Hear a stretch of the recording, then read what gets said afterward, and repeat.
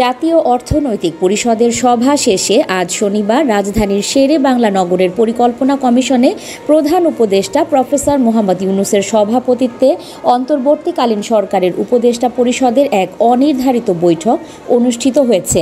বৈঠকে সরকারের উপর অর্পিত তিনটি প্রধান দায়িত্ব নির্বাচন, সংস্কার ও বিচার বিষয়ে বিশদ আলোচনা হয়। উপদেষ্টা পরিষদ জানায়, এসব দায়িত্ব পালনের পথে নানা সময়ে অযৌক্তিক দাবি, উদ্দেশ্য প্রণোদিত বক্তব্য ও এখতিয়ার বহির্ভূত কর্মসূচির মাধ্যমে স্বাভাবিক কার্যক্রম বাধাগ্রস্ত করা হচ্ছে।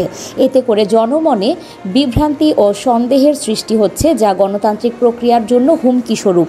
উপদেষ্টা পরিষদ মনে করে, দেশকে স্থিতিশীল রাখা, সুষ্ঠু নির্বাচন, কার্যকর বিচার ও সংস্কার নিশ্চিত করতে জাতীয় পর্যায়ে বৃহত্তর ঐক্য গঠন আবশ্যক।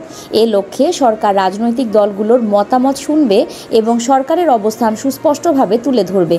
সরকারের পক্ষ থেকে জানানো হয়েছে, শত বাধা বিপত্তির মধ্যেও গোষ্ঠী স্বার্থকে উপেক্ষা করে দায়িত্ব পালনে আন্তরিকতা অব্যাহত রয়েছে।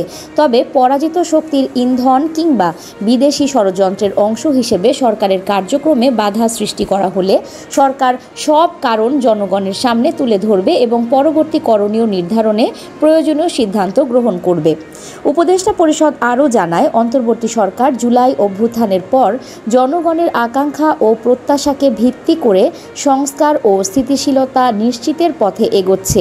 কিন্তু সরকারের স্বকীয়তা, ন্যায় বিচার, সুষ্ঠু নির্বাচন ও সংস্কার প্রক্রিয়া বাধাগ্রস্ত হলে সরকার জনগণকে সঙ্গে নিয়ে কঠোর সিদ্ধান্ত নিতে বাধ্য হবে।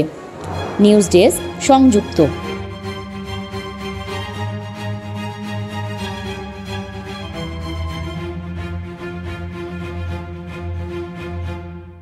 সাবস্ক্রাইব করে সংযুক্তের সঙ্গে থাকুন।